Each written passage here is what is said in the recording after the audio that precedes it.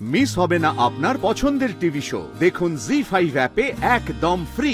তোরা মানিস না মানিস, আমি মন থেকে একটা কথা মানি, মন থেকে বিশ্বাস করি যে দিদি ভাই আর আমার মধ্যে একটা স্ট্রং কানেকশন আছে। নইলে কালকেই আমি বাড়ি ফিরলাম আর কালকে দিদি ভাইয়ের খবর পেলাম আমরা। দেখ আমি সত্যি বলছি, আমি দিদি ভাইয়ের সামনে যাব না, আমি যাব না, আমি দূর থেকে দেখবো ওকে। ও আমার খোঁজ করলে আমি ওর সামনে যাব, নয়তো যাব না, আমি কথা দিচ্ছি। তুই ওখানে যাবি না, আমি তোকে বলছি তুই ওখানে যাবি না। আমি জানি না তুই কেন যেতে চাস। হ্যাঁ, তুই শিওর হতে চাস যে ওরা যে কথাগুলো বলে গেল সেটা কতটা সত্যি। তোর এত বড় চক্রান্ত করার পরেও রাই কি করে বেঁচে গেল সেটা তুই নিজের চোখে দেখতে চাস। তুই জানতে চাস রাই কি ভাবছে তোর ব্যাপারে, কি করতে চলেছে ও।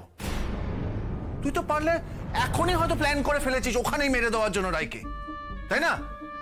আমি তোর একটা কথাও বিশ্বাস করি না, তুই যাবি না ওখানে। আর মা প্লিজ, আমি জানি না রাই ওখানে কি অবস্থায় আছে, কিন্তু আমি ওকে আজকেই নিয়ে আসবো। হ্যাঁ নীলু, তোকে পরিষ্কার ভাবে বলে রাখছি, রাই এখানে আসার পর যদি বলে যে তোর সাথে এই বাড়িতে থাকতে চায় না, তাহলে তুই তখনই এই বাড়ি ছেড়ে বেরিয়ে যাবি। ঠিক আছে? এই বাড়িতে তুই থাকবি কিনা সেটা রাই ডিসাইড করে দেবে।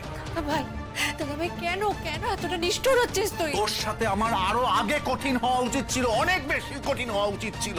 আমাকে দাদা ভাই বলে ডাকবি না, আমার ঘেন্না লাগে তোর মুখে এই নামটা শুনলে। আর কিসের নিষ্ঠুরতার কথা বলছিস তুই? তোকে এই বাড়ি থেকে চলে যেতে বলেছি বলে? হ্যাঁ, তোর তো কোনো অসুবিধা হওয়ার কথা না এসবে। তোর তো অনেক বন্ধু আছে, ক্রিমিনাল বন্ধুগুলোর নাম কি জানো?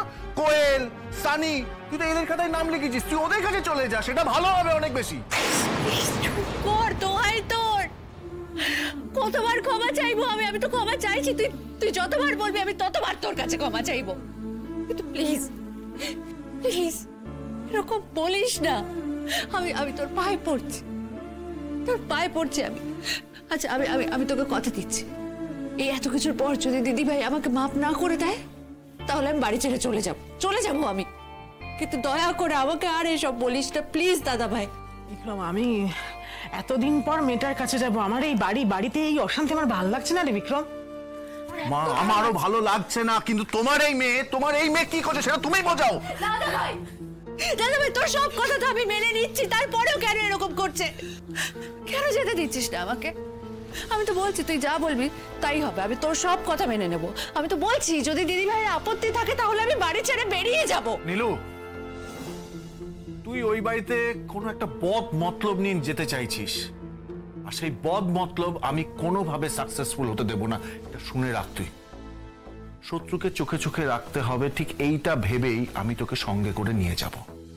কি জানি তোকে যদি না নিয়ে যাই, তুই হয়তো বাড়িতে বসে এমন কোনো একটা প্ল্যান করলি যাতে শুধু রাই নয়, গোটা পরিবারটা শেষ হয়ে গেল। মনে রাখিস পোড়ামুখী, এটা না তোর শেষ সূচক। এরপরে কিন্তু আমিও তোকে আর দয়া দেখাবো না, এটা মনে রাখিস।